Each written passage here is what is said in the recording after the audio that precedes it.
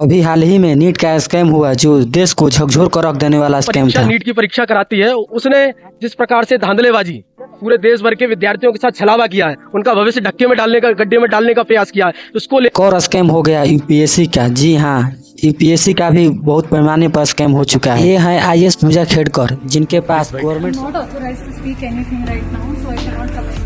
नहीं मैम, आज अपन ज्वाइन करना। अच्छा मैम, पुलिस अफसर हैं और परिवार के पास 110 एकड़ का एग्रीकल्चर लैंड है, 6 दुकान है, 7 फ्लैट्स हैं, जिसमें से एक तो मुंबई के पोस्ट हीरा नंदिनी जैसी लग्जरियस सोसाइटी में है। 900 ग्राम गोल्ड, 17 लाख की वॉच, 4 कार जिसमें से ऑडी एवं BMW हैं, 2 प्राइवेट लिमिटेड कंपनियां, 1 ऑटोमोबाइल फर्म पार्टनरशिप और 17 करोड़ के अदर एसेट्स शामिल है। अगर इन सभी को जोड़ दिया जाए तो खेड़कर फैमिली का टोटल नेटवर्क 100 करोड़ प्लस है। लेकिन इसी लड़की को यूपीएससी में एडमिशन मिलता है ओबीसी कैटेगरी में, जहां उसने अपनी इनकम को 0 बताया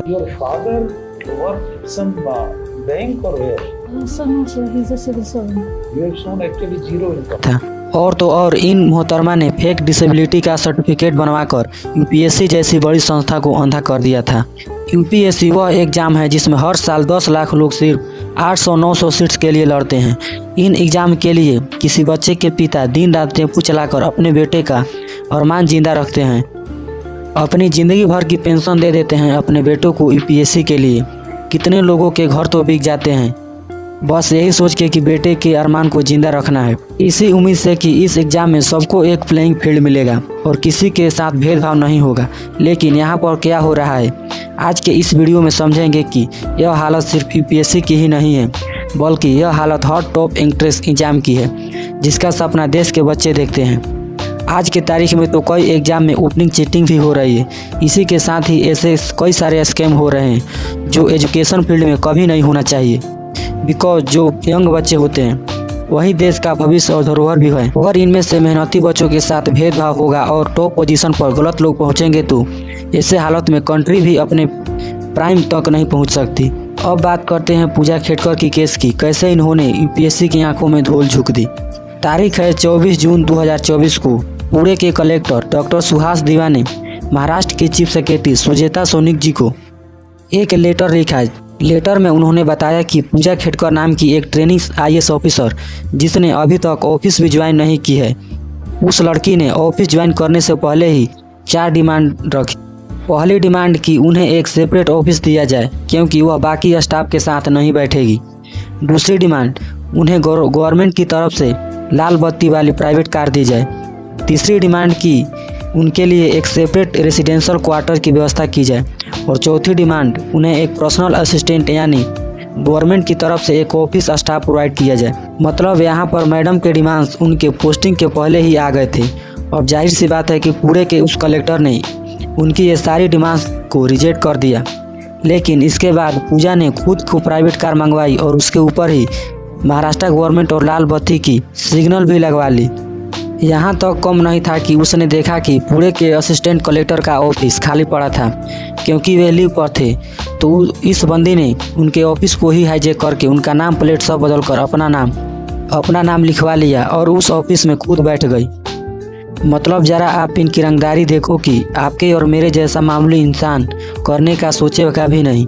डेफिनेटली पूजा के पीछे बहुत बड़ा हाथ था। लेकिन इसके बाद पूरे कलेक्टर ने पूजा खेड़कर की कंप्लेंट को फाइल किया और उसके बाद भी क्या हुआ, पूजा को सिर्फ पूरे से हटाकर 500 किलोमीटर दूर वाशिम डिस्ट्रिक्ट में ट्रांसफ़र कर दिया गया। उल्टा इस सब ने उस कलेक्टर का जो नुकसान हो गया, क्योंकि उनके कंप्लेंट के बाद पूजा ने उनके ही ऊपर हैरेसमेंट का केस फाइल कर दिया। पूजा के सारे झूठ कितने दिन तक चले, एक न एक दिन तो झूठ पकड़ा ही जाना था और यह झूठ सारे मीडिया चैनल ने कवर किया और फिर इंडिया भर में पूजा के बारे में उल्टा सीधा बातें होने लगी। सोशल मीडिया पर भी हैशटैग पूजा खेड़कर और हैशटैग यूपीएससी स्कैम ट्रेंड करने लगा।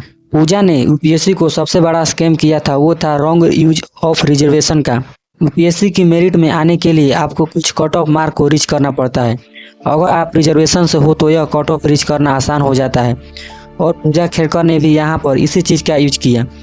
उसने बेसिकली ओबीसी सर्टिफिकेट से रिजर्वेशन का फ़ायदा उठाया इसमें बहुत लोग यह सोचने लगे कि आखिर पूजा ओबीसी से ही तो बिलोंग करती है, तो इसमें गलत क्या है। दरअसल पूजा ओबीसी से होने के बाद भी क्रीमी लेयर से आती है। अब इंडिया में ओबीसी कैटेगरी के लिए क्रीमी लेयर का क्या कॉन्सेप्ट है, आइए इसके बारे में भी थोड़ा सा जान लेते हैं।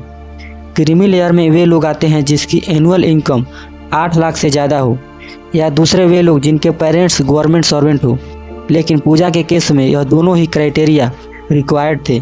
मतलब पूजा के परिवार के पास 110 एकड़ का एग्रीकल्चर लैंड है, 6 दुकान है, 7 फ्लैट्स हैं, जिसमें से एक तो मुंबई के पॉश हीरानंदी जैसी लग्जरियस सोसाइटी में है, 900 ग्राम गोल्ड है, 17 लाख की वॉच है, 4 कार हैं जिनमें से ऑडी एवं BMW हैं, 2 प्राइवेट लिमिटेड कंपनियां हैं, एक ऑटोमोबाइल फर्म पार्टनरशिप है और 17 लाख की अदर एसेट्स है। अगर पूजा के घर वालों की ही बात करें तो उसके फादर सिविल सर्वेंट के साथ पॉलिटिशियन भी हैं जिनके 40 करोड़ की पर्सनल प्रॉपर्टीज है, और माँ भी एक गांव की सरपंच है जो कि एक बार ओपन फायरिंग के दौरान ऑलरेडी विवादों में थी। खेड़कर फैमिली की अगर टोटल नेटवर्क की बात करें तो 100 करोड़ प्लस की है। अब दूसरा स्कैम जो पूजा ने किया वह इससे भी बड़ी है।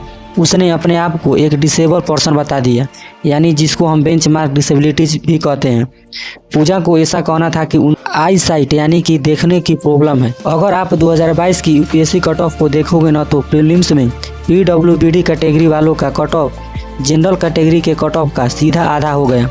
अर्थात जिस प्रीलिम्स के जीएस पेपर को क्लियर करने के लिए बाकी बच्चों को 75 to 80 क्वेश्चन अटेम्प्ट करना पड़ेगा ताकि लिस्ट और उनका नाम कट ऑफ में आए, लेकिन इस डिसेबिलिटी वाले कैटेगरी में सिर्फ 20 से 21 क्वेश्चन भी अगर आपने करेक्ट कर लिया तो भी आपका नाम कट ऑफ लिस्ट में आ जाएगा। यहाँ पर पूजा खेड़कर ने 2 धांधले की। पहला कि उसने ओबीसी रिजर्वेशन का फायदा उठा चुकी थी, और उसके बाद PWBD के तहत उसका बच्चा 50% काम भी हो गया, इसलिए तो उसे 881 रैंक आने के बाद भी IAS की सीट मिल गई।